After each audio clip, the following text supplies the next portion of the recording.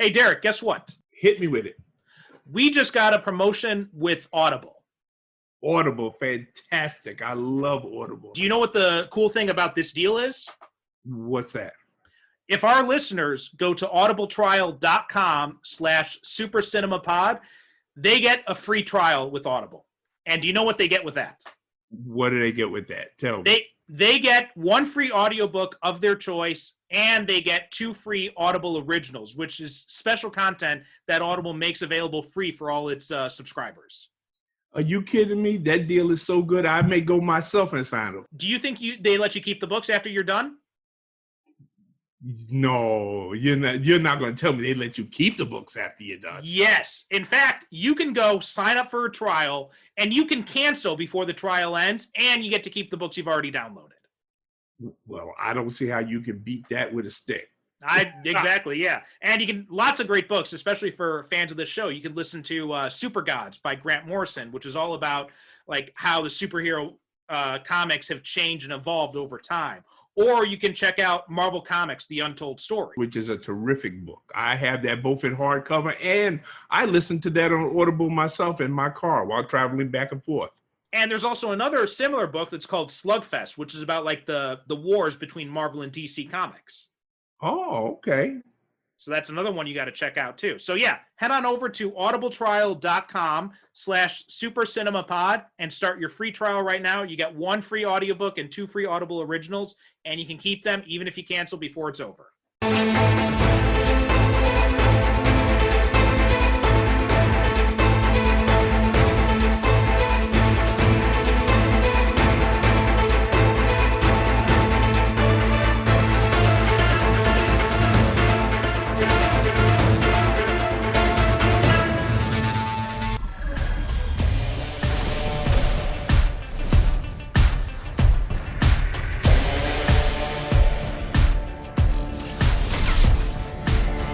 Miles per hour with a blindfold on. Mama always asking where did I go wrong. Took you long What's enough. up, danger?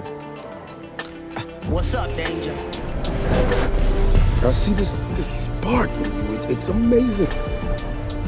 Whatever you choose to do with it, you'll be great. Our family doesn't run from things. You're the best of all of us, Miles. You're on your way. Keep going. When do I know I'm Spider-Man? You won't. That's all it is, Miles. A leap of faith. Like, what's up, danger? Like, what's up, danger? Welcome to the Superhero Cinephiles podcast. I am half of your host, Perry Constantine. And as always, I am the other half, Derrick Ferguson. How you doing today, Derrick? Oh, I'm doing pretty good. I'm doing fine. Today was a beautiful day in Brooklyn. Sunshine, mild, early autumn temperatures. Patricia and I managed to get out, catch some sun, ride around, do some errands. Mm-hmm. So in the words of the disgraced Ice Cube, today was a good day. Good. So it looks like there's a pretty good stuff going on over here. We're actually looking at, we got an appointment to look at some new places on Monday. So yeah, we're hopefully going to be moving into a little bit of a bigger place. So the nice thing about that is I'll actually get my own office instead of having to split it with my wife in our bedroom. Always a good thing. It's you know what, I have found that the basis of any good marriage is that she has her space where she can go to, and you can have your space. Yeah, you can go to. It's not good to be on top of each other constantly. I know Patricia and I, we have a lot of friends that, well, we don't have many more because we got rid of them. No, seriously, we did, because, they found it very unusual that when we're home, Patricia and I really don't spend a lot of time together when we're home. Mm-hmm. Like usually I'm downstairs either writing or reading or doing what I'm doing. And then we'll get together to have lunch, and then she goes back in her room, I go back downstairs, and then in the evening we have dinner and we watch a movie or a show together and everything like that. But what it is that we're not constantly up under each other all day long. Yeah. We got a similar arrangement, even though we've got limited space. Like when I'm because my work schedule is erratic. Sometimes I work in the morning, sometimes I work in the afternoon, sometimes I work at night. So like I actually do have downtime during the day when she's not here. So I got basically the whole place to myself. And then and if I'm working at night when she's home, then obviously she's got the TV all to herself and that stuff. And then usually about like 8 or 9 o'clock, she goes into the bedroom and plays on her phone or or goes to sleep early. And then I got the time to use the TV or to just sit there and read comics or whatever in the main room all I want. Yeah, yeah. I mean, when you, well, I don't know about anybody else, but this is how our marriage works, and this is why it's lasted 30 plus years. Mm. Is that you have that stage where you're like teenagers. You want to do everything together, and you want Right. to be together and do everything together and everything. But then after a while, you realize it's healthy to develop your own separate interests. Yeah, absolutely. And be able to go do your separate interests and then come back together again as a couple, Mhm. because now you've genuinely missed each other because you've been away doing, like me, I've been off in the Wild West or, in 1930s, whatever, or some crazy place in my head. And it's good for me now. I come back to share reality with her. Yeah. know what We I do mean? that. Yeah, exactly. We do that too. And also, I drive her most days. I'll drive her to work and pick her up too. So we spend time talking in the car together on the way home and the way to work and that kind of stuff. And and yeah, when we're home, like we all pretty much always eat dinner together, and we watch like a TV show or a movie or something, and then she goes off, does her thing, and I do my thing. Yeah, exactly. And me, I find it weird couples that have to be up under each other all the time. But like I said, everybody works out their own marriage or relationship the way that it works for them. Yeah. I'm the same way. Like I would not be able to be in a relationship with someone like that who wanted to do everything together. I'd lose my freaking mind. Yeah. Oh no, yeah, no. That would result in a murder suicide at the end. yeah, seriously. I mean, really, I like. Don't you have something to do? Mm-hmm. Yeah, yeah. So anyway, let's see what else is new going on. Oh, ties into today. Apparently, did you hear the rumor about the latest rumor about Spider-Man 3? What? There's another rumor? There's another rumor that, well, it's been talked about for a while, but now it looks like it might be getting closer to happening. And this thing is getting hot. It's like almost every day. Yeah. Almost every day now there's a new rumor going on. Well, because we got the announcement earlier that Jamie Foxx would be back to playing Electro, and then that Benedict Cumberbatch would be cameoing as Doctor Strange in the third Spider-Man movie. That was the last one I heard. Yeah. Right. And so we were speculating, in our last episode, maybe this means that they're going to be doing a Spider-Verse movie. And now it looks like they're going to get, the latest rumor is that Tobey Maguire and Andrew Garfield are likely to come back and to come back as Peter Parker in the third Spider-Man movie. You know what? I kind of like that because I don't know. Maybe it's just me. I find it kind of weird that Doctor Strange would take over the mentor role that Tony Stark had in the MCU. That because Peter Parker is basically a technologically orientated guy. And if it was somebody else that was going to mentor him, I could even see somebody like Bruce Banner or somebody. Banner, I could definitely see, especially the MCU's version of Banner. Yeah, like some kind of, technological background. Doctor Strange is, it's a weird choice. But if it's just for this movie, yeah, of course I can go for it. That's why I think it lends more credence to the Spider-Verse idea, because you're right, in a normal setting, it wouldn't make much sense for Doctor Strange to be mentoring Peter Parker. But if you're looking at it and he's mentoring Peter Parker because he's got to help him figure out the multiverse, that makes more sense. Exactly, right. So, yeah, I mean, listen. And you know me, I am a wait and see type of guy because, like you said, we hear these rumors now. These rumors are coming fast and hot and heavy. Right. And there's a lot of people out there in the internet that have nothing better to do with their time all day long than come up with these. Oh, I mean, rumors. that's we got this covered's entire business model. Oh, please. I had to tell my wife because she was posting links to it. And I said, could you stop doing that? I said, those guys wouldn't know if water was wet. Yeah. I wouldn't believe them. Yeah. And so Sony has released a statement, and they said it's not confirmed, but they wouldn't say anything more than that. So it's not an outright denial, but it just means that they if it is going to happen, they're talking about it. Well, they're being cautious, and until somebody is actually signed on the dotted line. But I mean, we are still in the middle of a pandemic, and you know, I'm sure that factors into how they're going to proceed. You know what, Bo? Movie goes. If they do a live action Spider-Verse, like my whole thing is the one casting. You know what casting I definitely you got to have in there for me? Who's that? Is Emma Stone as Spider-Gwen. Oh, absolutely. Yeah. No other way to get. And I was thinking about this last night too, because you know a bunch of our old buddies from our fanfic days, they started up a Discord server. So been catching up with a bunch of old people and talking comics and movies and that stuff on there. And we were talking about this idea, this Spider-Verse live action Spider-Verse movie last night, and it got me thinking. Do you remember who played Flash Thompson in the first Spider-Man movie? Was it Chris Pine? No, not Chris Pine. It was Joe Manganiello. You know, he played Deathstroke in the cameo at the end of Justice League. Oh, okay, yeah, okay. Now, I was thinking about something completely else. Excuse me. Okay, Manganiello. That's how it's pronounced. Right, that guy. Okay. Terrible names, yeah. But yeah, so he played Flash Thompson in the original Spider-Man movie. And you know what I think would be cool to see is, you remember in the comics when Tom Flash was working for the government and they gave him the Venom symbiote? You have him play that version of Flash when he's merged with Venom. I think that would be badass.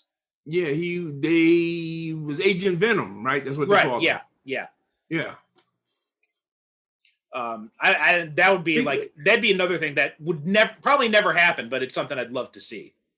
Because they established in the last Spider-Man movie that what is it? The J. Jonah Jameson version from the Sony movies is in the MCU. Well, it's not the same it's just the same. It's the same actor, but it's not the same character, because this time the Daily Bugle in the MCU is like an InfoWars style internet channel.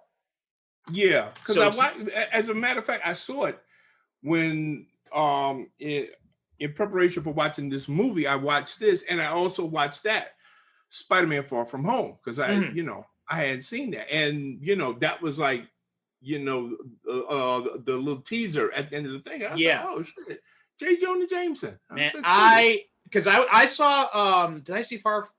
I don't know. I didn't. I saw Far From Home here in Japan, I think, but when I saw that, they had J.K. Simmons up there as J. Jonah Jameson on that big screen TV in Times Square, I lost my shit. Oh yeah, because they kept a good lid on that. They sure did, because I didn't hear anything about it, and I said, "Oh my God!" I said, "Man, that cat," because to me, when you want to talk about perfect casting, I honestly can't. The only other person that I could have seen playing that role would have been Stan Lee himself. Yes, yeah. Because I always got the impression that J. Jonah Jameson was like Stan Lee poking fun at himself. I could definitely see that. Yeah. Yeah. And making him into an InfoWars style guy, that was just genius. I absolutely love that. But yeah, that cameo, I have to admit, like I said, in which I will no doubt get into in here before people be, because during the course of this episode, I'm sure people will be demanding that you get a new co-host. But that was a Spider-Man movie that I enjoyed. Matter of fact, I enjoyed Far From Home more than the previous one. Yeah, I liked it a lot too. I thought it was. Homecoming. Homecoming. Yeah, I think I enjoyed it more than Homecoming as well. Yeah, I didn't care for Homecoming. Was okay. I loved Homecoming, but I do agree that Far From Home was better. Homecoming, you know what? Okay, I'm sitting there watching Homecoming, right? And I'm watching it, and I'm watching all of these great scenes with Michael Keaton as the Vulture scavenging alien technology to pull off crimes and do mercenary shit and whatnot. And you got Shield, is warning him off and everything. And I'm sitting there saying, okay, that's the movie I want to see. Yeah, yeah, you're right. There is a lot of potential in that. And just like the way they reinvented Vulture like that was amazing. Yeah, exactly. That's what I'm saying. I'm sitting there saying, and of course it's Michael Keaton, which was brilliant, and I'm saying, okay. And then we find out that he's a family guy, he's this crazy supervillain, not even a crazy supervillain, who has one of the best motivations to be a supervillain. Yeah.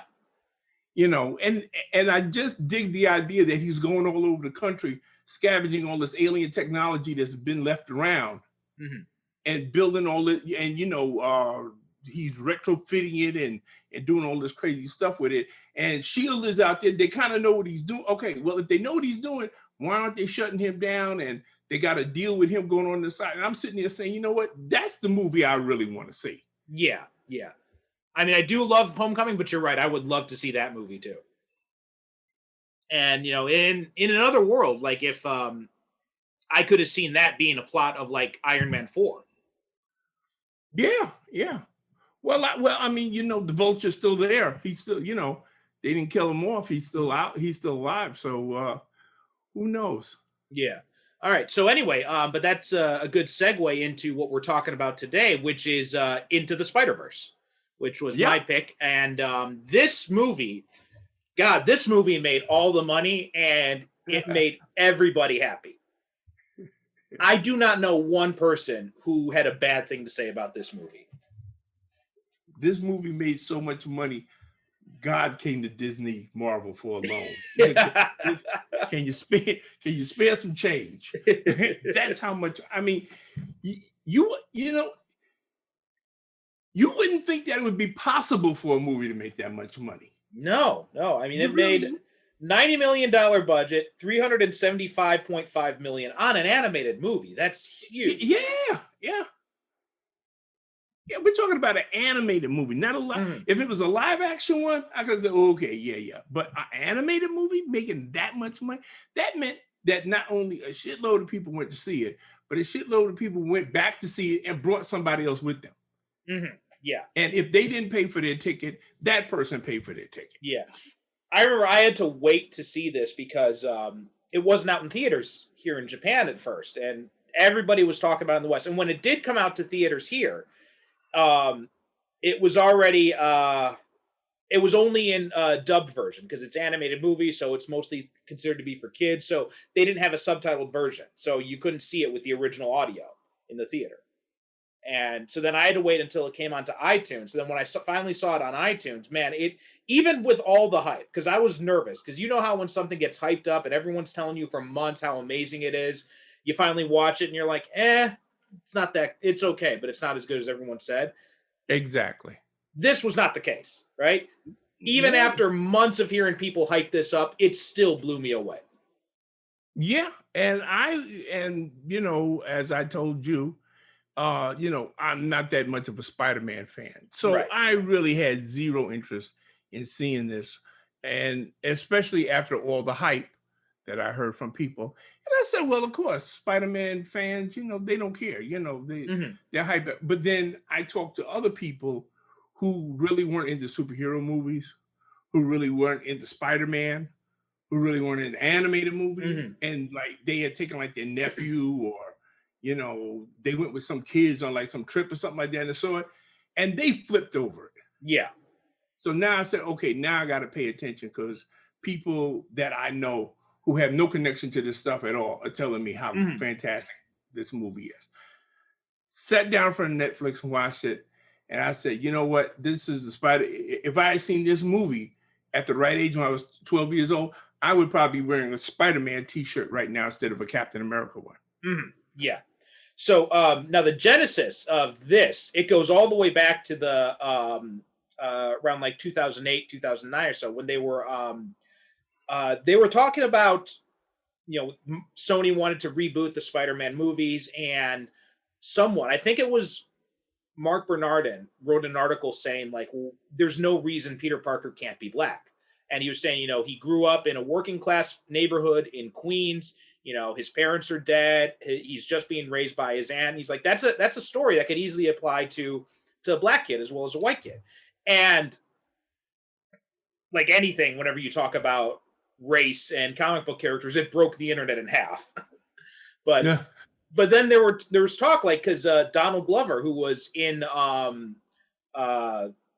Community at the time, he was expressing interest. He's like, look, I love Spider-Man. I love comic books. I would love to be able to play Peter Parker in a movie. And so that started this whole campaign where people like, they should cast Donald Glover as Spider-Man. And then Marvel and Brian Bendis were looking at this. And at the time, they were planning this big crossover in their Ultimate comic book universe called Ultimatum. And they had an opportunity to do something big. And they thought, well, you know what? We've already got Peter Parker in the main universe. Why don't we kill him in the Ultimate universe and replace him with this young black kid? And that's how Miles Morales was created.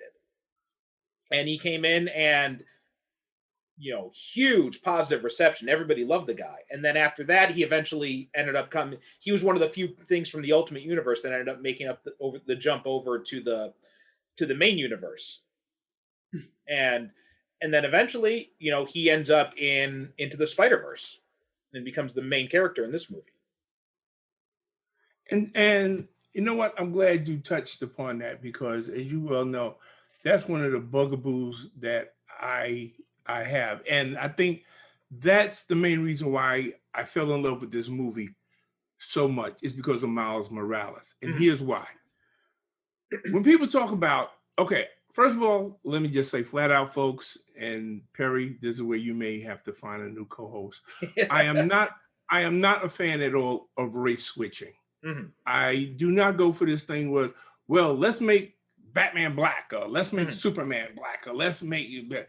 I don't go for it, because there are plenty of black heroes out there who were created as black heroes, who, if work and time and energy and attention from comic book fans who pride themselves up the wazoo that they are so woke and they love diversity and all of this other BS that they love to espouse, if they supported those characters, yes, they would be as popular as Superman and Batman and whatever. Now, that is not to say that Batman can't be black. Of course, Batman can't be black. Mm-hmm. Bruce Wayne can't be black, though. Right. Create a new character, a black one, who, for whatever reason, takes over being Batman. Same thing with Superman. Yes, you can't have a black Superman. He just can't be Kal-El from Krypton. In fact, they do have a black Superman in the Earth 2. They've got the new, when DC did the New 52, they had an Earth 2 book with the basically that version of the Justice Society, and they had a black Superman. Double checking on his name.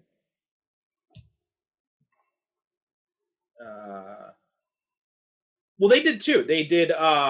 There's one character. There was Calvin Ellis, who was kind of like this was from an alternate universe Superman, where all the like Superman, Batman, Wonder Woman, all of them were black, and Calvin Ellis was basically president of the United States and looked suspiciously like another black president that we may have heard of before. Yeah, suspiciously. But again, they created a new character. In my mind, okay, of course you can have a different Spider-Man. You have as many guys calling Spider-Man as you want.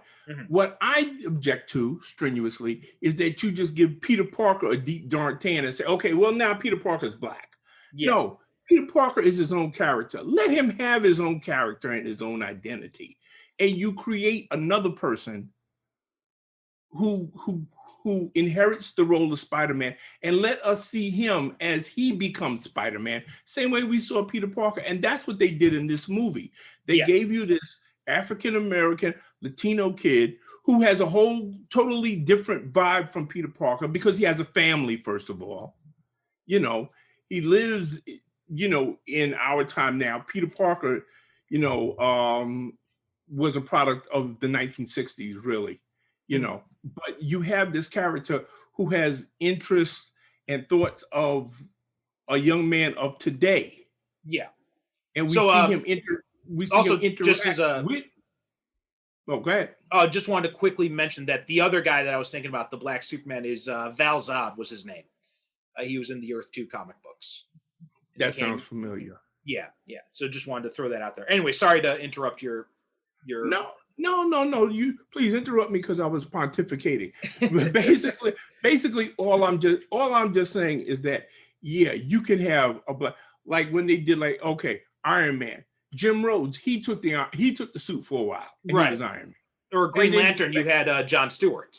Right. You didn't make Hal Jordan. You didn't just wake up one day and say, okay, bam, Hal Jordan is black now. Mm-hmm. Yeah, no, they created John Stewart, who ultimately, and I think probably became way more popular than Hal Jordan. I think that's definitely the case. I mean, you have, and I remember, I think it was pretty sure Neil Adams was the one who was, he was complaining about this when they did, when they cast Ryan Reynolds as Hal Jordan. He said, you've had a generation of kids that grew up watching Justice League on TV with John Stewart as Green Lantern. So why, now that you're making a Green Lantern movie, would you not make it about John Stewart? Yeah. Exactly my point. You have a whole generation that for them, you say Green Lantern, they say, oh yeah, John Stewart. They don't say Hal Jordan. Hal Jordan is like old timers like me that go back and that's or even going back even further, Alan Stewart. Yeah. Which is why one reason that I like this idea that they say that HBO Max is going to be doing a Green Lantern series, and they're going to be focusing on all the different Green Lanterns. It's not going to be about just one. Yeah, I think Guy Gardner is going to be like the main star, but they're going to have but it is going to be more of an ensemble cast.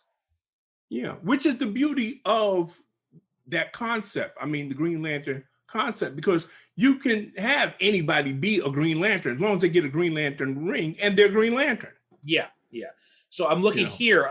Here are all the characters. Speaking of all the characters confirmed for the Green Lantern Corps series. There's Alan Scott is going to be in it. Jessica Cruz, who's a newer Green Lantern. Simon Baz also. Stewart. Huh? Oh, because you were thinking of John Stewart. Oh, okay. So you just kind of mixed them up that way.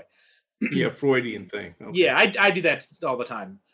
So Jessica Cruz, Alan Scott, Simon Baz, Guy Gardner, Sinestro, Kilowog, and looks like my boy Kyle's not on there. I don't know why. Really? I'm surprised because I think that right behind, I find that if you talk to a comic book fan of a certain age, you're either going to get Kyle Rayner or John Stewart. That's what they're going definitely. To say. Yeah. People from my generation, I mean, like Kyle Rayner was our Green Lantern. Right. Exactly. Every generation has its own Green Lantern, which is how it should be, just like every generation deserves its own Spider-Man. Right. Yeah. Which is one reason why I enjoyed this movie so much. Because, this doesn't take away from the Spider-Man that I grew up with. He's still there, but this is a new Spider-Man for a new generation, which is how it should be. Yeah. These characters should be reinvented and reinterpreted for new generations that come along.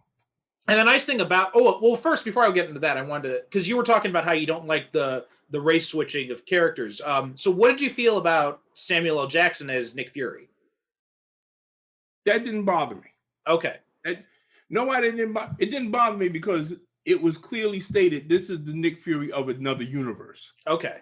So in another universe, the Ultimate Universe, there's no reason. And also, since I knew there was going to be like, the whole MCU thing and stuff like that. Well, see, that's the movies. That's a separate thing. Okay. So it really didn't bother me at all that because, Marvel has done jerked around the Nick Fury character so much anyway that I lost interest in him, period.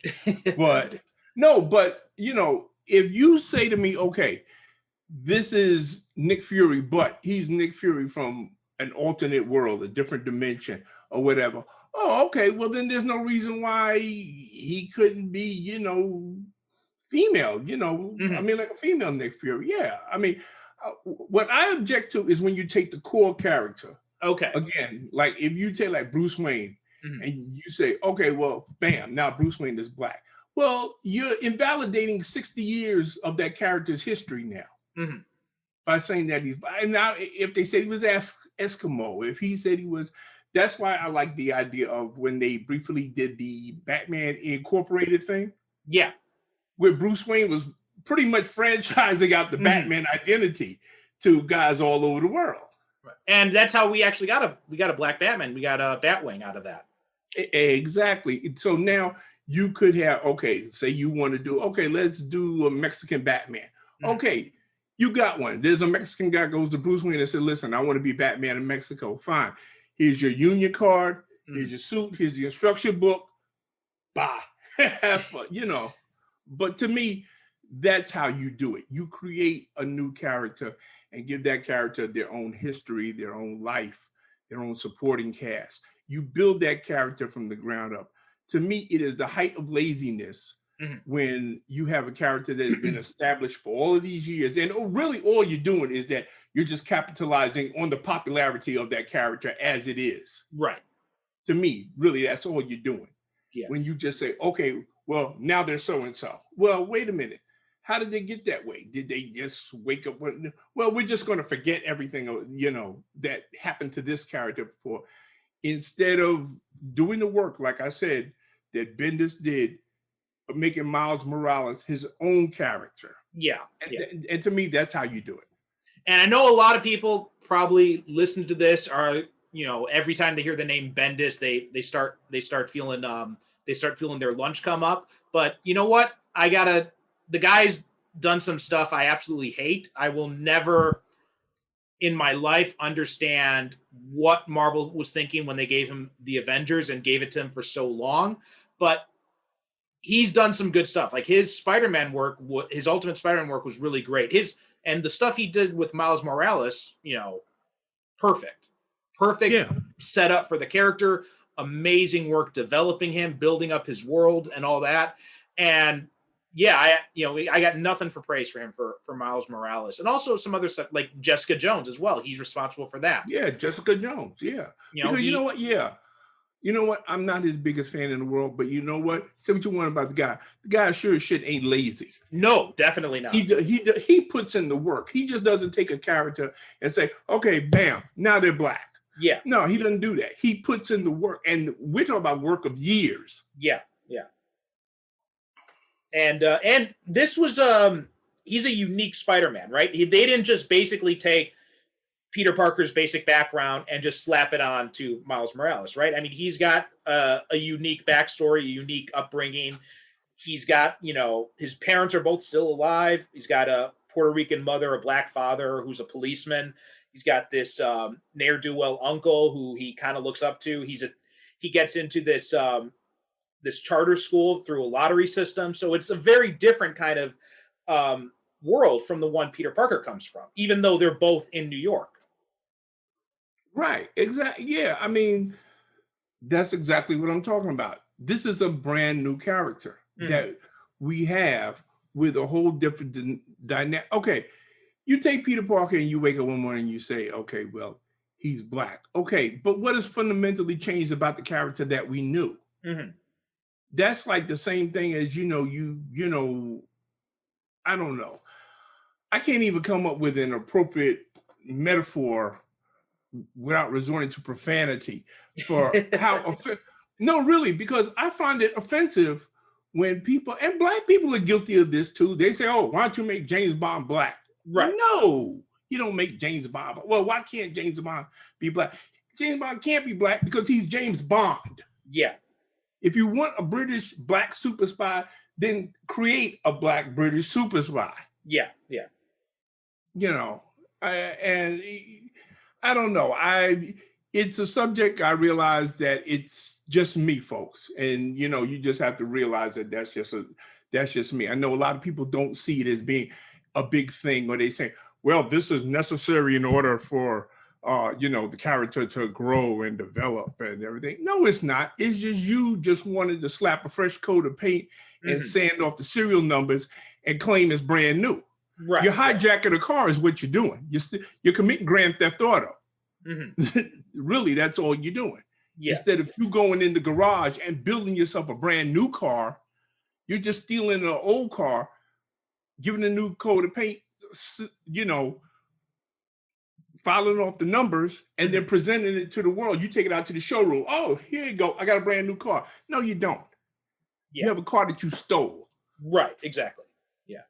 No, you make some really good points there. And like, I think I don't mind it as much if they cast, if they change a character's ethnicity when they're adapting it to a movie or whatnot, especially if that ethnicity is not integral to that character. Like you said with Bruce Wayne, that's a prime example, right? You can't have Bruce Wayne coming from generations of money as a black man in America unless you completely change around if you set in a completely alternate version of American history. Right. There is a whole other dynamic that goes along with Bruce Wayne being black. If he's black. And yet there is no reason why Bruce Wayne can't be black, but you just can't just erase everything we know about the character.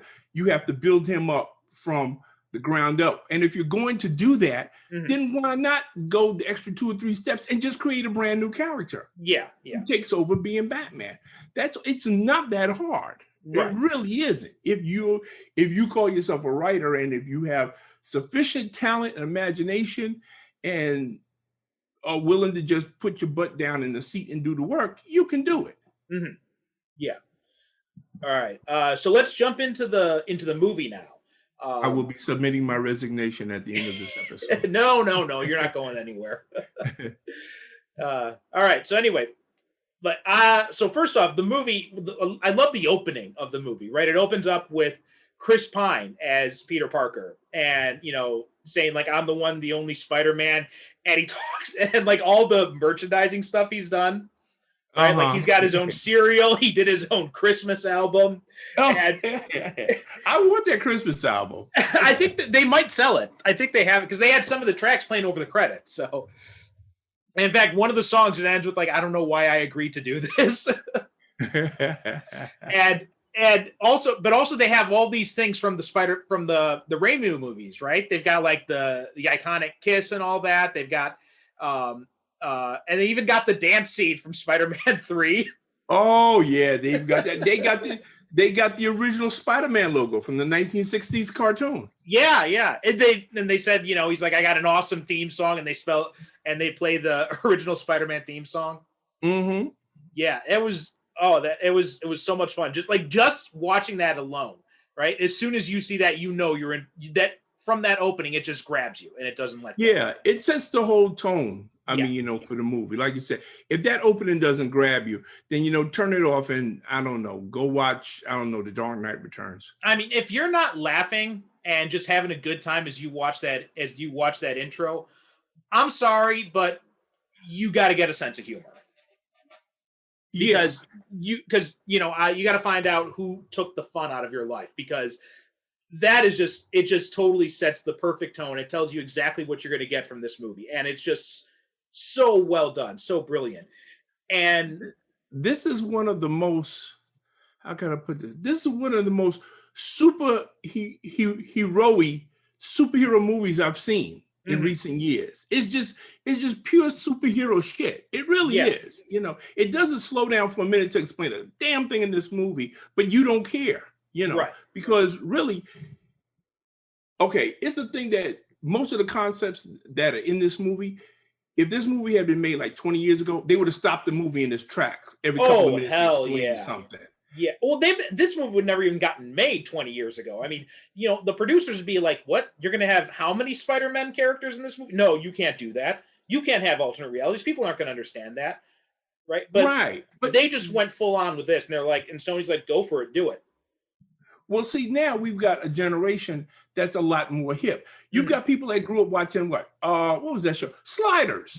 Yeah. So if you've seen Sliders, you're familiar with the concept of alternate worlds and all that kind of stuff. So this movie, treats his audience, says, okay, the people that's watching this are smart, hip, they've got 20 to 30 years of pop culture behind them. So they're going to get all of this stuff. Yeah. So we can just concentrate on just pure story, which is what they do. And more recently, right? I mean, story. You had the Flash TV show, which introduced the concept of the multiverse in live action superhero stories, which at the time, I remember when they had that the end of the Flash's first season, and you see Jay Garrick's helmet there, and you're like, oh, the multiverse exists, right?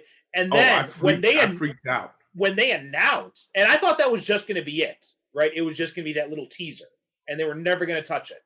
But then they announced, yeah, season 2, we're going into the multiverse. Like, I never thought I would see that on a TV show. Well, like we said in our episode, did we ever think that we were going to see Crisis on Infinite Earths? Hell no. Yeah, on TV, no less. Jeez. In live action TV, yeah. Yeah, live action. Yeah, on a live action weekly TV show, even. Yeah. But again, that just shows you how mainstream superheroes are now. That they say, you know what, we don't have to explain none of this shit to these people. They'll get it. Yeah, come a long way from the days of Nicholas Hammond's rope webbing. Oh, Lord have mercy. I was hoping that they would have given him like a voice in here, or we would have seen. I was going to say, if they do end up doing this live action Spider-Verse movie, dig up Nicholas Hammond, see what he's doing, and have him come in as an old Peter Parker. He was in the last Quentin Tarantino movie, believe it or not. Really? He was? Yes, he was. He was in Once Upon a Time in Hollywood. He was the director of the TV show that the Leonardo DiCaprio character was trying to get on. Yeah. Yeah, and that was Nicholas Hammond. Wow. Yeah, I'm just looking up his picture now. He looks just like a TV anchor.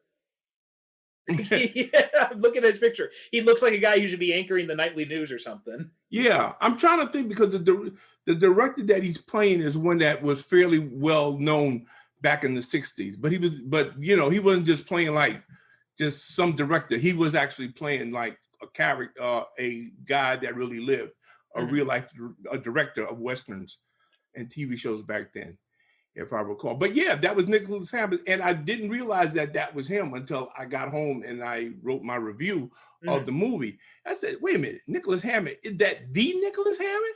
And I said, oh shit. And of course, now I got to go out and buy the Blu-ray so I can look at it just for that scene again. So, which I probably did. Yeah, so yeah, that'd be cool. Bring him back, and bring the Japanese Spider-Man too, as well.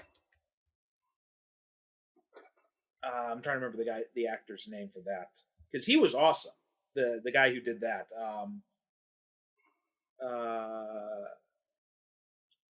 I've never seen it, but see, again, we see that that they did fool around with other Spider-Men. Oh, that was Shinji Toto was his name. Okay. It's so over the top, right? It's like, when you think of like the Japanese superhero TV shows, right? Like the stuff that Power Rangers came from. It started with Spider-Man. Oh, okay. And so it's like, Spider-Man's got it's got nothing to, the only thing he has in common with the Marvel character is the costume. Everything else is different, right? He's like the guy who becomes Spider-Man. He ends up getting his powers from an alien from the planet Spider. He has his own spaceship. He has his own giant robot, and he identifies himself as the emissary of hell. So I'm guessing that this character was the inspiration for the Japanese girl in this one, Genji, the one who's got the spider robot. Yeah. Oh, okay. She was partly, yeah. Well, I mean, that was inspired by anime in general as well, too, right? Oh, the idea of you got this little girl who's riding around in a giant mech and all that kind of stuff. So that's like very anime. Well, all that also, it comes from the Spider-Verse comic book that Dan Slott did. So I'm pretty sure he created a lot of these characters. Because again, now see, I would see a movie with just her. Oh yeah. Oh, I know. She was created by Gerard Way. Because it cracked me up in that scene where they're sneaking into the banquet hall where the Kingpin is giving this speech, and she's up underneath the table, and they show a cutaway view of her. She's munching on candy and popcorn in the robot, and she's driving the robot, and she's all scrunched up inside this spider robot. She's driving. I said, "Oh my God, that's fantastic." There's a Spider-Verse comic. It's like Edge of Spider-Verse. So if you ever find that, and you find it on Comixology, like everything, but Edge of Spider-Verse, I'm pretty sure it's all collected in a trade, and they've got like stories with the origins of like Penny Parker, Spider-Gwen, and all these other characters. So that's if you want to know more about her and where she came to be, then that's something you might want to check out. Oh, okay, thank you. Yeah, definitely. That and the guy play. Oh man. Oh, what's his name? Nicolas Cage. Nicolas Cage as Spider-Man Noir. As Spider-Man Noir. Now, see, again, I want to see a movie with this guy. This character, voiced by Nicolas Cage. You know what? If you're gonna do Into the Spider-Verse in live action, get Nicolas Cage to play this character in live action. Oh, he was hilarious. He didn't have a lot to do, but what he did was totally off the chain. His intro was amazing, right? When they're like, how is his coat blowing? We're underground. We're in a basement. There's no wind in here. And why is he in black and white? And he's like, the wind follows me wherever I go, and it smells like rain. Yeah. And they look at each other and say, what? But I love it. And he's obsessed with the Rubik's Cube. I said, why is he in black and white? I love that he's obsessed with the Rubik's Cube. Oh yeah, well, he takes it back with him. Yeah, he takes it back, and then in the credits, you see him showing it off at like a 1930s style convention or whatever. Yeah, well, everything is still in black and white. It's black and white in his world, and that's the only thing of any color. It's again, that's fantastic. But you also have Peter B. Parker, right, played by Jake Johnson, they described him as Lord and Miller envisioned him as Mr. Miyagi from the Karate Kid if Mr. Miyagi didn't know anything. Well, you know what? This character, I liked him a lot because, okay, he's a Peter Parker / Spider-Man who's kind of let himself go to pot and kind of allowed himself to be disillusioned a little bit. But in the course of the movie, as things go on, we see flashes and elements of the Spider-Man that he once was. Yeah. It's still there. He just hasn't been that man for a while. He's allowed himself to forget the great lesson that, of course, all Spider-Men or women or pigs must learn. With great power comes great responsibility. And you know what I really like about him is that he is such a realistic version of if someone had gone through all the crap that Spider-Man goes through. Yes, because how could obvious it makes so much, right? His marriage falls apart. He has trouble holding down a job because he's always running off to be Spider-Man. His personal life is in shambles, and it's just like the weight of all of it finally gets to him. That is so realistic, and it's amazing that Spider-Man in the comic books hasn't become this guy. Yeah, and what I like, like I said, that he's just, it's not like he done turned into this alcoholic mess, which is what they usually do with characters. Right.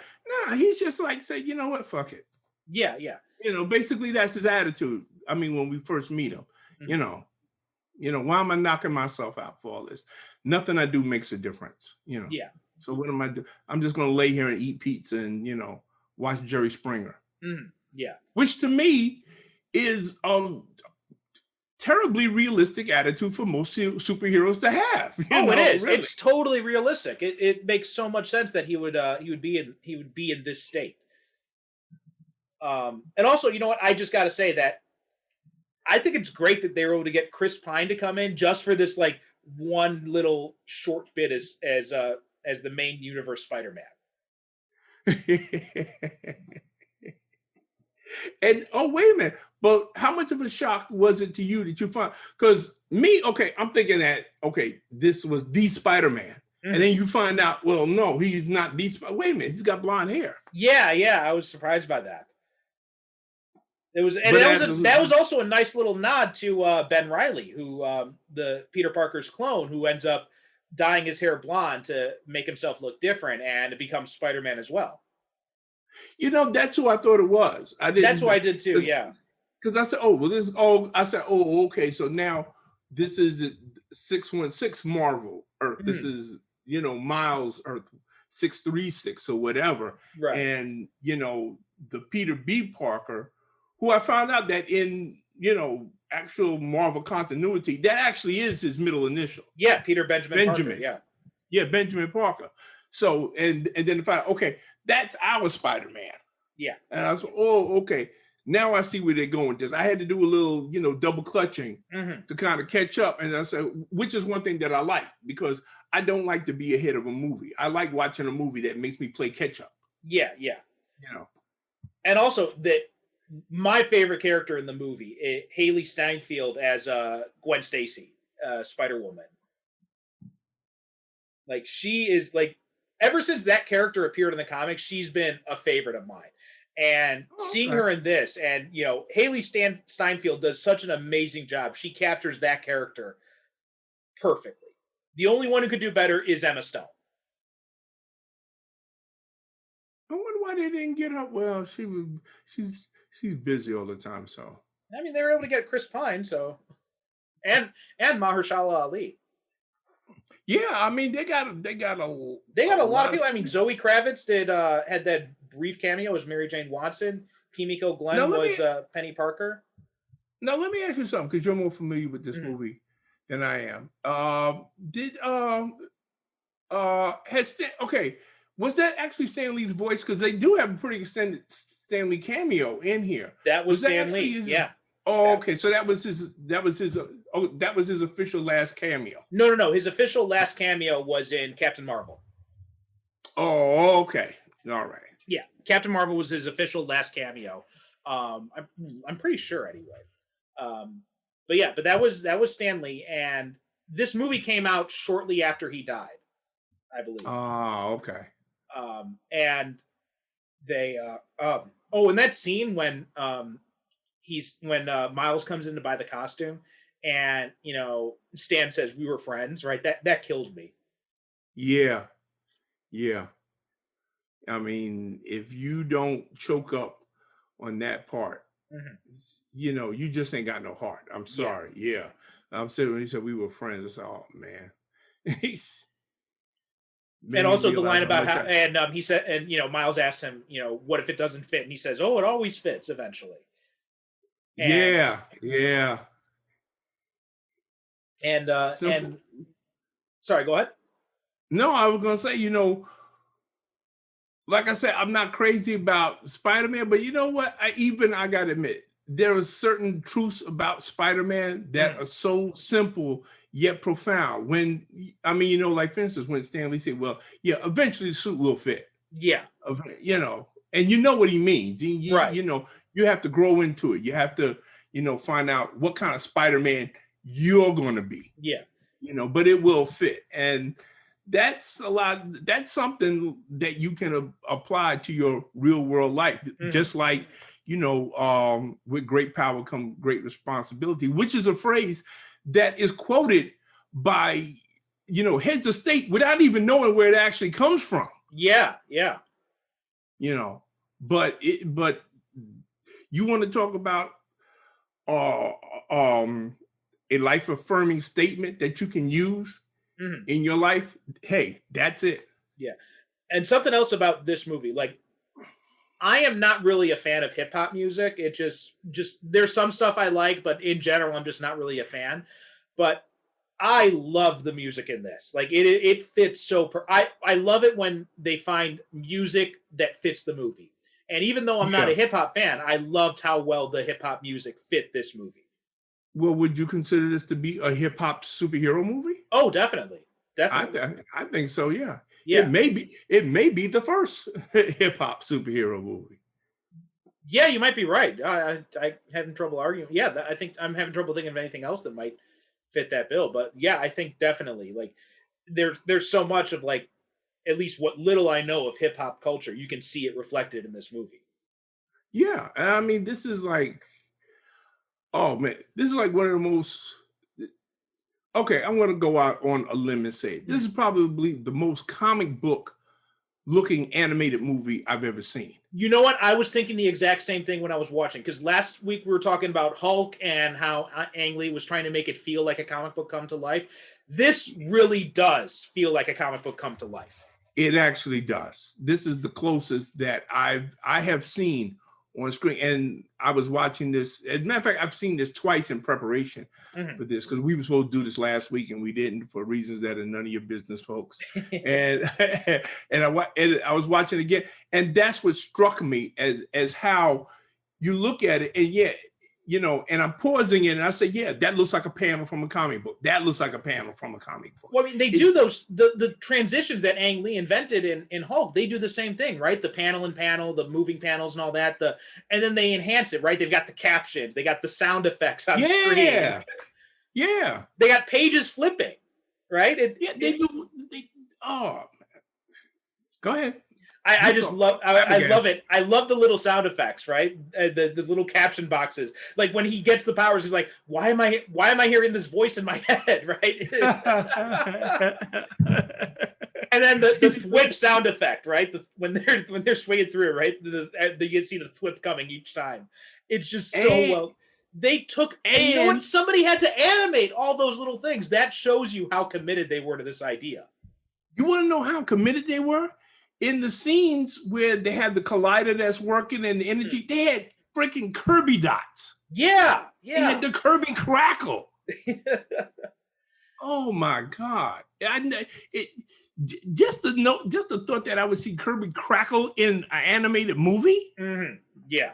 Yeah, like you said, these people were committed. They weren't half-assing it with this thing. No, they were committed. No. You could tell this was made by people who love the comics. This was made by people. And you know what? I could feel the energy while I'm watching this movie. It's like they say, you know something? We may not get another chance to do this again. Mm-hmm. So we're going to put everything into this one. Yes. Yeah. Just in case we don't get another chance to do this again. Mm-hmm. Because they did everything right. As far as I know, with my limited knowledge of Spider-Man, they did everything right. Yeah. And I love how they worked in the spray paint into Miles designing his own costume at the end. Like that was such a brilliant touch. And because that's not in the comics, right? In the comics, he gets his costume from S.H.I.E.L.D., right? He's running around. Really? He's running around in the store-bought Spider-Man costume. And because in the Ultimate comic books, Nick Fury was kind of acting as sort of a mentor to Peter Parker, right? He had hoped that, you know, one day Peter Parker, when he turned 18, he would be able to graduate into the Ultimates, which was that Eugen's version of the Avengers. And so he had devoted a lot of effort into, you know, keeping an eye out for Peter Parker. And so then when you got this, after Peter Parker died, and then you got this new kid running around as Spider-Man, Nick Fury wanted to know what the fuck's up. So he goes, he sees that the kid is actually helping out and he's doing good, and he's got the same, you know, sense of right and wrong that Peter Parker did. So he says to him, you know, he gives him a new costume, which is the black and red costume we see, and, you know, the web shooters and all that, and basically tells him don't fuck it up. But a good motivational speaker that Nick Fury. And but see, in this, you know, they don't do that. Instead, he takes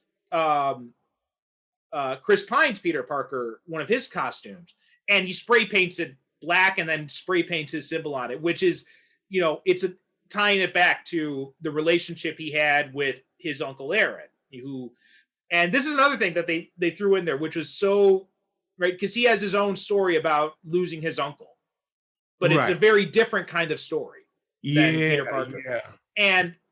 But they do retain that old Spider-Man curse, where if you want to be a supervillain, be friends with Peter Parker. Yeah, you know. Right? So we still have that here, where, you know, Miles's first supervillain he faces off with is his own uncle. Yeah, but now that you mention it, yeah, that did not occur to me. But yeah, you're right. He loses his uncle too, and that also, that's like the defining Right. thing. That's like that's what makes Spider-Man Spider-Man. I guess you Yeah. have to lose your uncle, but You have because to the lose spider, someone. You have to lose someone. right? Yeah, because the Spider-Gwen in her universe, she lost Peter. Right. Yeah. Yeah. She lost Peter, and um, you find out Spider-Man Noir, he lost his uncle Benjamin. For Penny Parker, it was her father, and yeah, all the they all have their own stories of loss. Even Spider-Ham, though we never find out what his is. Well, he's too busy explaining how he can float while when he smells pie. I love that they threw Spider-Ham in there. Yeah, yeah. Voiced by John Mulaney. The audacity of the movie to just, in all of this other seriousness going on and, goofiness and everything like that. It's like, okay, you think we can't get any more goofier? Okay, throw Spider-Ham in there. Why the hell not? Yeah. and then when they're out, when his roommate sees them all on the ceiling, and he's like, can animals talk in this dimension? Because I don't want to freak him out. And speaking of which, going back to all the, how badass is it that they made Aunt May Alfred Pennyworth? I was going to mention that. This is my favorite version of Aunt May ever. Lily Tomlin voicing her, and she's just, I love that. They go to the backyard, they go to the shed, and and Peter's like, oh yeah, we had this, this small shed in the back where I kept all my Spider-Man gear. It's not that big, but then she opens it up in this whole underground bat cave, basically. With the Spider-Mobile. The Spider-Mobile, yeah, the Spider-Buggy. I love that. Yeah, exactly. It's a whole bat cave. Well, it's a spider cave. The spider cave, yeah. So apparently that universe's version of Spider-Man was also Batman as well. Yeah. He's got all these vehicles. Aunt May's his Alfred. I loved that. That was so cool. Oh, I said, you know what? This is the version of Aunt May that should be in every Spider-Man movie from now on. Yeah. And then when Miles comes back and she's just sitting there sipping her tea, and she's like, well, it took you long enough. Yeah, and I like how she takes everything in stride when when they're on the lawn outside, and she comes outside. Okay, well, come on in, and Peter's saying, "Don't this freak you out?" Well, you're from an alternate dimension, right? Yeah, it's like come on in. Yeah. Oh, what, you thought you was the only one that found your way here? I love when they do that stuff. When people aren't surprised by all the weirdness that's going on around them, they just accept it. I love it when they do that. Yeah, because you know what? You figure that after a certain amount of time, when you have been exposed to this stuff, you stop being weirded out by it. You just say, oh, okay. Because you know what? Even Miles figures it out after a few minutes. He says, oh, okay, well, you're not Peter Parker from this dimension. Your hair is like this. You're doing this. You're blah, blah, blah. Oh, you must be from an alternate dimension. Yeah. And Peter says, wait a minute. That's not a guess. You figured that out? He said, well, yeah. Yeah.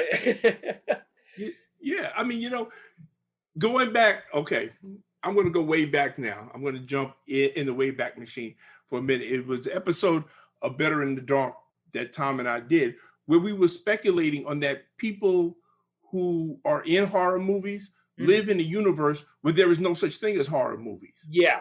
Because when they run across a dead body that has no blood and 2 bite marks in his neck, they spend all this time trying to figure out what it is. And I said to Tom, well, me and you found out, we said, oh shit, it's a vampire. Yeah.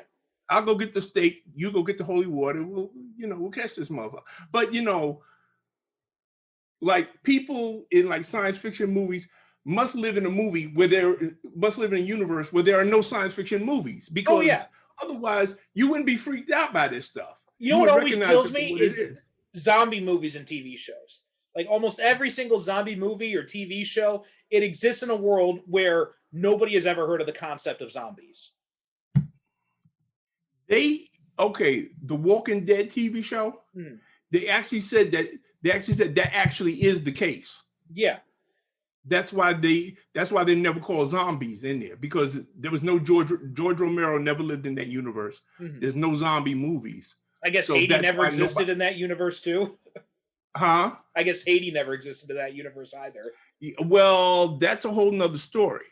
Oh, okay. But But all I'm just saying is that I'm glad that they acknowledge the fact that, okay, this is a world. Just assume nobody's seen there are no zombie movies. Yeah. So okay, so now I understand why people, they see animated corpse shuffling towards them, they don't immediately pick up a bat and bash his brains out. Oh, zombie, bam, okay. Yeah. But I yeah, wonder. but that's the one thing I like about this movie, that when they meet Aunt May, she's not, matter of fact, she's more touched than anything, Mhm. seeing Peter, back to life. Yes. Yeah. And I think the only movie I can think of off the top of my head that where the characters actually knew what zombies were was Zombieland. Yeah, yeah. I think that's the only one I could think of. That's the only one I could think of. Zombieland. She's on. Oh, zombies. Oh, give me a gun. Bam! Shoot him in the head. Okay. Next. All right. Now, going back to this movie. So I got a question for you because Yes, sir. the characters Miles Morales, raised in Brooklyn. Now, you being a Brooklyn guy yourself, did that speak to you in any sort of different way? Is there anything you noticed about him or about his upbringing or anything that struck you as quintessentially Brooklyn or anything like that? Not really, except for the fact that I grew up around a lot of kids that were Black and Latino. Mhm. That's not, I realize that for some people that might seem like an incredibly exotic thing, Mhm. but no, it's not. I mean, when I was, like I said, when I was growing up, I went to elementary school with kids that were, half Black, half Latino. Mhm. It, it's by all means, it's not an unusual, exotic thing as some people would make it out to be. Mhm. I just took Miles as being from Brooklyn because now, of course, Brooklyn is the hip place to be. So everybody's from Brooklyn now. I mean, they retconned Steve Rogers because originally he came from Hell's Kitchen or something like that. Well, now he comes from Brooklyn. Yeah. So that's just how I took it as a nod to Brooklyn, because this is a new, fresh, hip Spider-Man. Mhm. So of course he's going to live in the place now that's new and fresh and hip. Mhm. You know, Okay. Believe me. Listen, I come from a generation where, okay, once upon a time, you could not give a person a house in Brooklyn. They would not Mhm. take it. Well, I mean, I was watching before we started recording. I told you I was watching the Fear City documentary series on Netflix, which is all about Yeah. the mob and in the '70s in New York in the '80s, and yeah, they talk about Brooklyn a lot in there. No, believe me, Brooklyn was like, okay, you remember the movie Escape from New York? Yeah. That was Brooklyn. Yeah. That actually was Brooklyn. And I'm not exaggerating, folks. And all the people now that listen to this that live back in Brooklyn in the '70s and '80s, they're nodding their heads too. Mhm. You know, so since we now have but now of course Brooklyn is the new, fresh, hip, happening place where everybody and their brother wants to live here now. Right. So I just thought that, yeah, it seems natural you have a new, fresh, hip Spider-Man. So he lives in a place that's new, fresh, and hip. Mhm. So yeah. Oh no, I was cool with that. Listen, anytime I see Brooklyn gets mentioned in a movie or movie or TV show, anything like that, I'm in there. I say, good, cool. It's about time we got our due. I tell you who I did like in this movie a lot Who's that, that? they changed. And like I said, usually I'm not up for this type of, race or even gender switching, but I like the female Dr. Octopus a lot. Oh, okay, yeah. Olivia Octavius, played by Catherine Hahn. Oh, okay. Yeah. Well, there was actually a female Doctor Octopus in the comics, but she was a successor. Okay. Well, like I said, this is like an alternate world version. Right. So yeah, we could go. But I mean, I like, she had she had the arms, but they weren't like those archaic metal arms. They were, Yeah. I mean, she had an upgrade. This is the Dr. Octopus that is considerably upgraded. Yeah, yeah. So yeah, in the comics, it was Carolyn Trainer was Lady Octopus. They eventually started calling her, and she was one okay. of Octavius's students. Oh, okay. and she took up his identity after one of the many times he died in the comics. But you know what? I like Dr. Octavius. Dr. Octavius is just like one of those super villains. I can't find it in me to hate because he's a fat man wearing glasses, a bad Beetle haircut, and 4 mechanical arms. And yet this guy had the guts to go out there and say that he could take over the world. Yeah, yeah. You have to admire that, that confidence. You have to. Yeah. Well, I love when she tells him, she says, my name's Olivia Octavius. And then Peter's like, oh, shit, here we go. Yeah. No, because you know what? And as goofy as he's been, and again, okay, we go back to why we like this guy so much. Mm-hmm. Yeah, he's goofy, but you know what? He's not that goofy that he realizes that in any universe, Dr. Octopus presents a true menace. Yeah. And a true danger. He understands that. Yeah. He may be a little bit off of his game, but as we see, as the movie goes on further and further, he gets back to the Spider-Man that he once was. Yeah. And they also have Liev Schreiber as the Kingpin. Yeah, there was one thing I liked about the Kingpin and one thing I didn't like about the Kingpin. Okay. Which one you want me to start with? Dealer's choice. Okay, I realize this is an animated movie and that, things are exaggerated, but I mean, come on. Oh, the size? How does this guy get through doors? You know what? I liked it because it's like Bill Sienkiewicz's Kingpin. Yeah, okay. Thank you. That's why I liked it. Yeah. I was trying to think, where have I seen this type of Kingpin before? Thank you. Okay. Yeah, because you look at Kingpin in, pretty sure it was an Electro Assassin. Yeah. Bam. Okay. That's like, that is the Kingpin. That is Bill Sienkiewicz's Kingpin. So I'm actually. I withdraw my complaint. Yes, I do. Yeah. You have corrected me, sir. Thank you. So like I initially had the same idea but then I saw someone mention it and then I looked it up and I'm like, oh, okay. I now I see what they were doing. Yeah. Okay. Now, and now that you've explained I get what they was doing. I go with it. Now, the thing that I liked about the Kingpin, he's got this collider that he can go to, alternate dimensions and multiple realities and everything like that. And thank God he doesn't want it to take over the world. He just wants to get his family back. Yes. Yeah. I mean, say what you want about the guy. Okay, I don't like how you're going about it, but you know what? I gotta say, I understand why you're doing it. Yeah. Which to me is when you can present a villain that he's doing all these horrible things and he's causing death and destruction and everything like that. Yeah, okay, yeah, but you know what? I can see why he's doing it, because who am I to say that if I wasn't in that same position, I wouldn't do it too?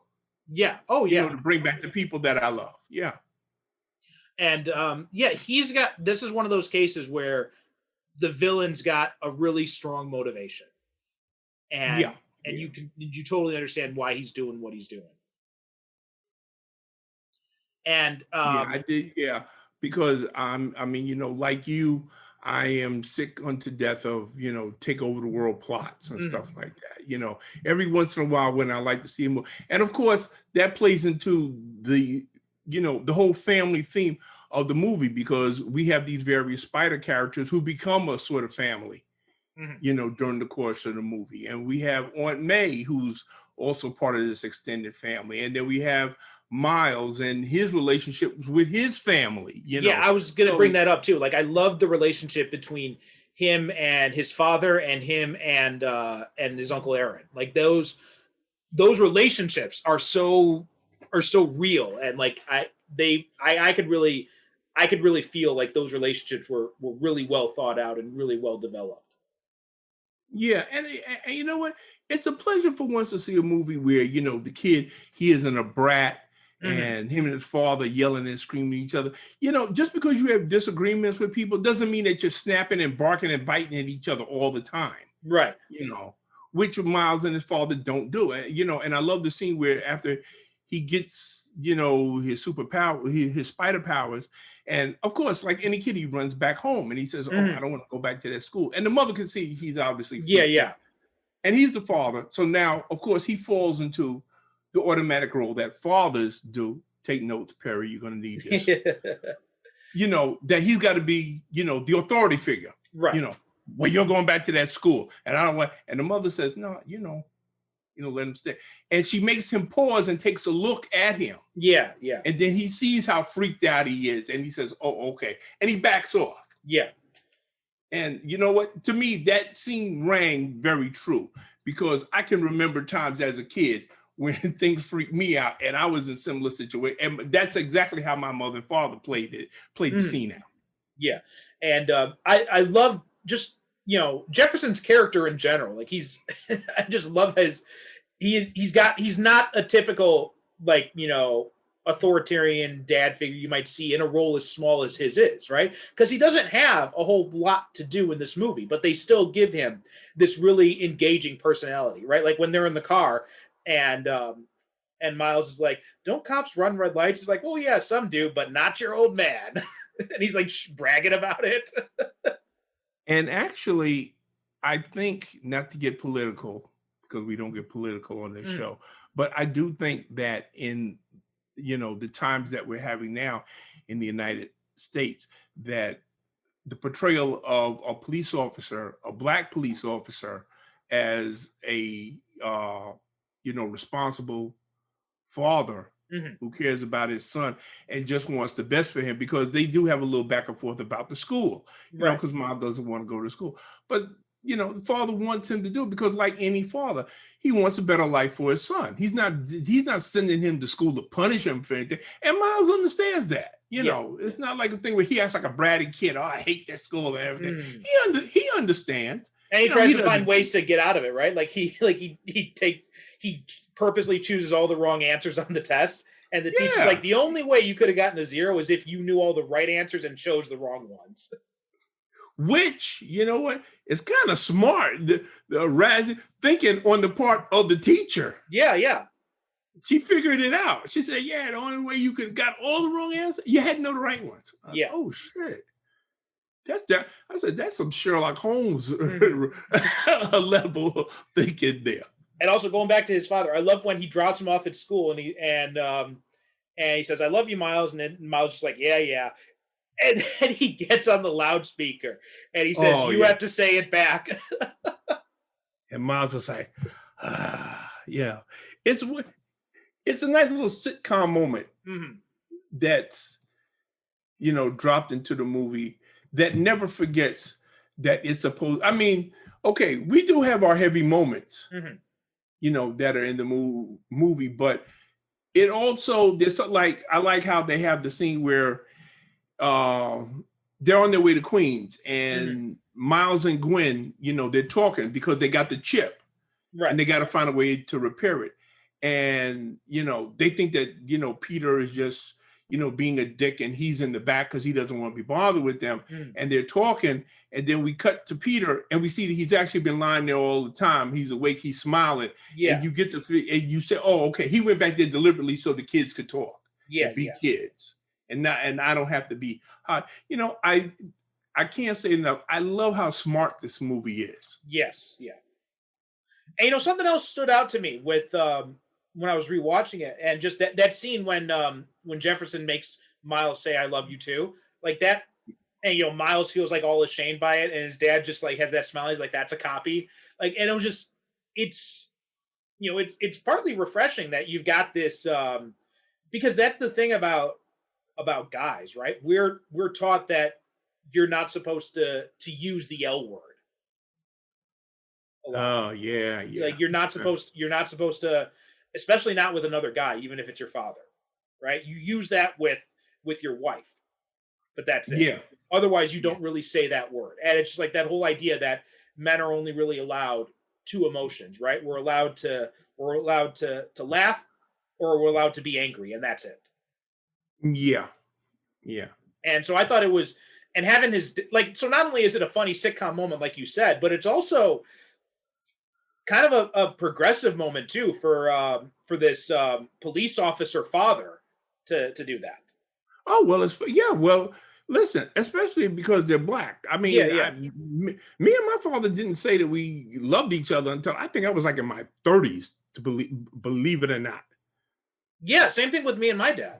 yeah, Yeah, we was because you know what? I grew up with the notion, as most people in my generation did. People didn't go around saying I love you. You know, families right. didn't go around saying I love you. I love you is what you did. You know, your father put food on the table. Your mother made sure that you didn't, get killed in the street, and she fed you and everything like that. And they put a roof over your head and bought you clothes, and that was love. Yeah, yeah, You know, they didn't have to say it. And you said I love you by going to school, respecting them, and not getting killed in the street. And that's what it was. And yeah, for these characters in here to say I love you, yeah, that is very progressive. yeah. And thank you for pointing that out. It's very progressive. And it's not something that I've seen this movie a few times, and it's not something I ever noticed until this last time. When I'm watching it, and I think it's just because it was on my mind because I'd been teaching something in my class about one of the stories we were reading and talking about this idea about men and how little we're allowed to express emotions. And so then when I saw that scene this last time, it just jumped out at me in a way it didn't before. Yeah, well, yeah, but you know what? It's a new age, thank Mhm, God. It's a new gen, and like I said, this is a new miles for a new generation. mhm. So, and I'm glad that that's one of the things that he's able to represent in Yeah. that, being more open with your feelings and, simply just being able to say, I love you. If I Mhm. told you how much money it cost me in counseling to get to the point where I could say it, you'd scream, jump out a window, but that's another story. But yeah, movies reinventions of characters like this for new generations should, as I said earlier, should represent that generation. Yeah. And I think that Miles does an excellent job of being a Spider-Man for this generation. And this is a movie that the filmmakers, I mean, I don't say this about a lot of movies, but like the first time I saw this, I said, well, this is going to be a classic. Mhm. This is a movie that 50 years from now, grandfathers are going to be sitting down with their grandsons and watching. Oh, definitely. Yeah. Yeah.